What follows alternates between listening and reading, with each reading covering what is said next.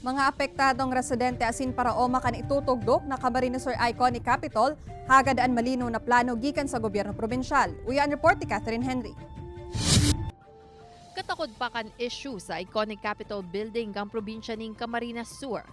Liwat na nagkatiripon ang mga apektadong paraoma asin residente kang proyektong bagong edifisyo kang gobyerno probinsyal kay bananan sa indang mga suportadores. Ang samuya po na ipinaglalaban dyan, ini pong samuyang kabuhayan na pinagparadampingan kang provincial capital na samantalang dahil pamampungan ang barayad.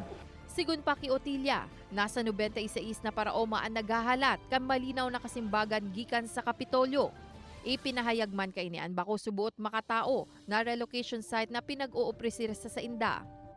Mientras tanto sa pagtiripon, pigsambit man ni dating Congressman Rolando Andaya Jr. na may posibilidad na ibalik ang daga na kinatitindugan kang Camarines Sur Water Sports Complex sa mga orihinal na may kagsadiri matapos na dai subuot masunod ang initial na housing project.